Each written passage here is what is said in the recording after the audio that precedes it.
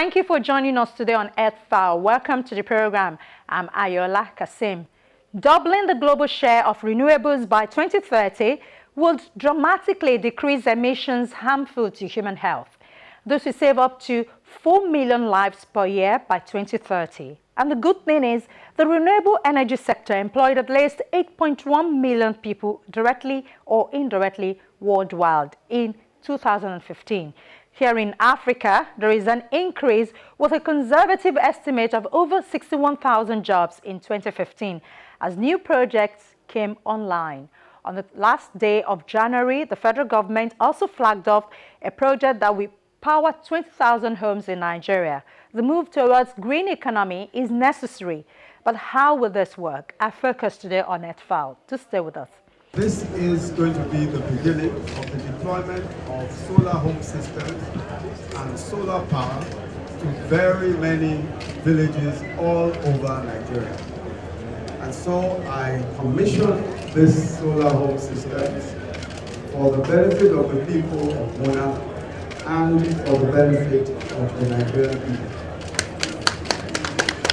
The flag off of the Pay-Go solar home systems, which took place at Wuna village of the Federal Capital Territory, as part of activities under the Presidential Initiative on Rural Solar Home Lighting Systems.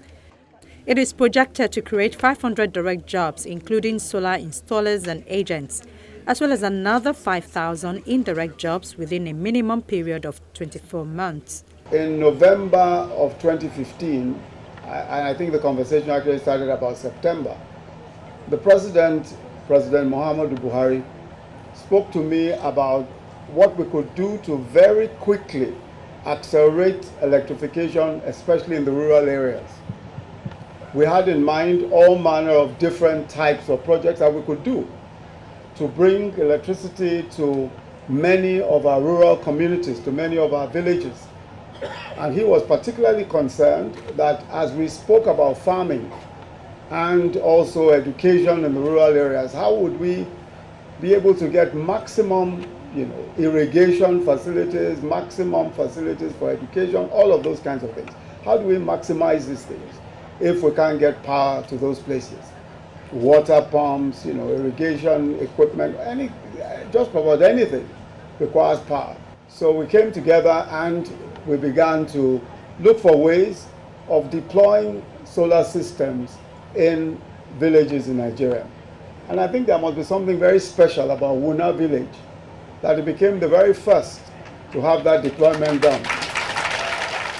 The Nigerian government's ambitious renewable energy policy aims to increase energy production from renewable sources from 13% of total electricity generation in 2015 to 23% in 2025, with a vision to ramping up the capacity to 36% in the year 2030.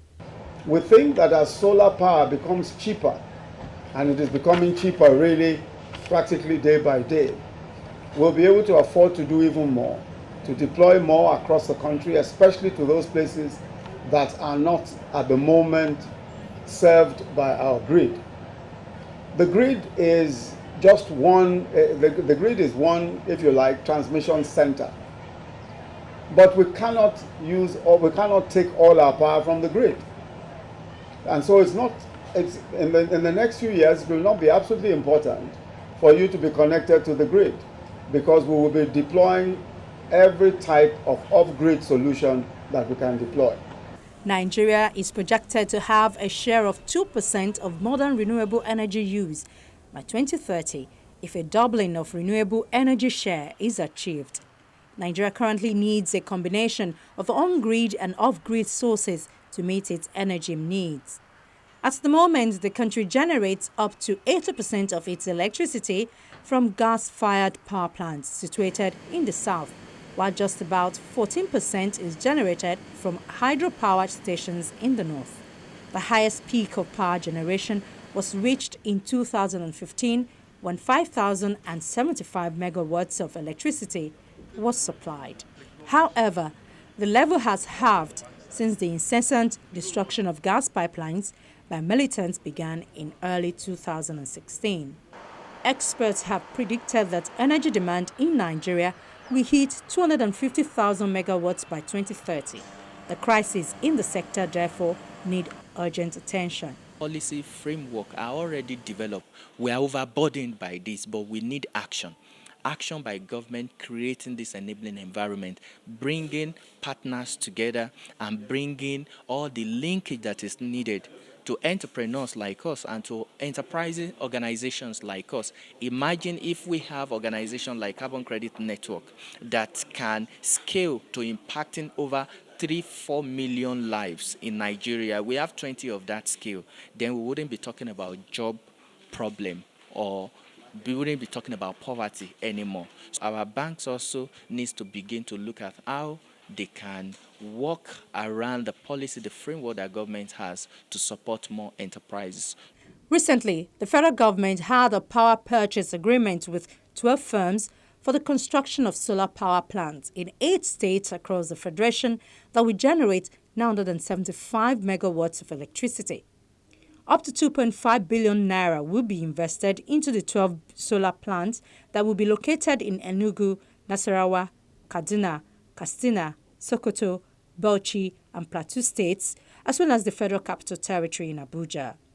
The federal government says the development is part of its larger plan to diversify electricity generation, which, if implemented well, could give the country some level of security in the nation's energy supplies. The growth in the renewable energy industry stands in contrast to trends across the broader energy sector, given that the total number of renewable energy jobs worldwide rose in 2015, while jobs in the broader energy sector fell. In 2012, the world relied on renewable sources for around 13.2% of its total primary energy supply. And in 2013, renewables accounted for almost 22% of global electricity generation. The combination of population growth in sub-Saharan Africa and progress in other parts of the world means that sub-Saharan Africa becomes the dominant region of those without electricity access in the world, representing 90% of all the people in the world that lack access to electricity, compared with around half today. This means that in 2040, some 500 million people in sub-Saharan Africa, mainly rural areas, remain without electricity and continue to rely on the use of kerosene lamps, despite the many contemporary programs for off-grid lightings which help to reduce their use. Although the picture in urban areas is different, the number of people reliant on firewood for cooking in rural areas where consumption is much larger due to lower clean cooking access hardly changes. Rising incomes produce only a gradual shift in cooking fuels and the technologies used. Africa having even the largest world population, which is mostly the 13%, but it endows it generates a very low, less than 4% of the electricity, where it covers the whole population in Africa. So why this is happening? Because one is there are certain factors that really impairs. Because first of all, the investment and also the right policy and also the clear and coherent institutional and regulatory framework. Analysts believe Nigeria, with over 150 million people, needs more than 6 trillion naira, the equivalent of its annual budget, to plug its infrastructure deficit. The federal government has a plan to raise 20 billion naira by March to help fund renewable energy projects through its green bond issuance. The real idea behind it is put a focus on what it means to be green, and that's anything that has to do with reducing emissions. And then look to see what kind of investments that means within the budget. And have a process that will allow you to certify what is a green project and show how we can collaborate with other ministries, other sectors, to produce a pipeline of projects. In the first instance, let's do it on our turf, so that whatever learning we do it in Nigerian time on Nigerian soil. Thereafter, you will bring integrity, you will offer opportunities to get into the 200-odd billion dollars that's in the bond market for green products. So that's what we're trying to do now, and it's put discipline. It's also produced projects that we think business will be interested in, and that it has created the beginning of a pipeline of projects that could come into this country. What do we mean by that? Well, with transportation, instead of using diesel, you use electric, solar power off-grid in places that are far to reach, or perhaps in tertiary institutions where we've got huge populations, afforestation programs, because we have seen the depletion of forests and therefore desertification is a big thing. So you bring jobs to people, but you also tackle climate change. The Ministry of Environment is targeting off-grid solar power projects that will produce as much as 1,200 megawatts in the north. Nigeria's electricity generation capacity is about 3,000 megawatts. Proceeds from the green bonds will also support environment-friendly projects in the oil-producing Niger Delta, where the government aims to eliminate gas flaring by 2019. I think what's exciting about this is that it doesn't have to be the Ministry of Environment with the money. You can have green projects that come out of power, that come out of petroleum, that come out of agriculture, that come out of transportation, or even states. I mean, we hope that we will see states getting involved with this instrument later on. The bond would open up the space for international bonds to enter Nigeria for greening the economy, which the government believes will attract foreign investors into the country. Nigeria has a huge opportunity to move away from a fossil fuel-based economy where much of the eggs in the basket have gone, and to start to diversify the asset base. So what is the investment potential of Nigeria outside of oil, and beginning to make those steps towards that. It should be important to note that this is not just an environmental agenda. This is a country agenda. It's a development agenda to transform the economy, and in time that is exactly the road ahead in what we're trying to get to. Green bonds can provide low carbon and robust climate infrastructure needed in Nigeria, like renewable energy, low carbon transport, water infrastructure, and sustainable agriculture with access to private capital. Resources needed to finance Nigeria's nationally determined contributions is put at $142 billion between now and 2030. The last few months has been an education component across the ministries on the potential of green bond financing, not just domestically, but also in the long run internationally. So, being able to leverage new capital flows to be able to start addressing their infrastructure needs that they have on their infrastructure planning, right? So for power, you're looking at a rollout of solar across the country. And to be able to do that is a significant amount of upfront capital costs. And green bond financing is a way to attract that financing. So it's been I'd say, open and welcomed response, but also challenging in that asking ministries on what they need to provide for us to be able to construct the portfolios is a challenge going forward, but one that we can address. The issuance of green bonds, which have grown from $3 billion per annum since 2012 to an estimated $100 billion for 2016, present a viable option. Last year was another record year for labeled green bond market, with over $42 billion issued. A green bond is a tax-exempt bond issued by federally qualified organizations for the development of areas of land that are underutilized, have abandoned buildings, or are underdeveloped, often containing low levels of industrial pollution. According to the United Nations Environment Programme, green bonds have the potential to deliver the low-carbon, climate-resilient infrastructure needed in Nigeria. That is renewable energy, low-carbon transport, water infrastructure, sustainable agriculture, and more.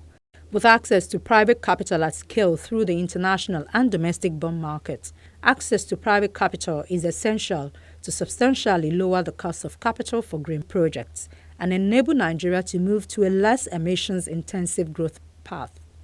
Nigeria, like most countries around the world, faces vast investment needs for the transition to a sustainable, low-carbon and climate-resilient economy. The government that has made it clear that private sources of finance are needed, tapping into the international capital markets as well as domestic capital is crucial. Last year was a big year for green bonds. Apple issued the largest green bond by a United States technology company. Poland issued the world's first sovereign green bond, and total green bond issuances grew to a record high. According to a recent report by Moody's Investors Service, the rise of green bonds issuances in 2016 is projected to carry over into 2017 as well. The report projects that green bond issuances will increase to over $200 billion in 2017 from $93.4 billion in 2016 if green bonds grew at their 2016 rate. But the report also shows that green bonds make up just a fraction of the global debt capital market issuances at 1.4%, and large United States corporations are lagging behind other green bond issuers. One of the authors of the Moody's report, however, said, in the end, if our society is going to succeed in transitioning to a low-carbon economy, the world is going to need even more than $200 billion in green bonds.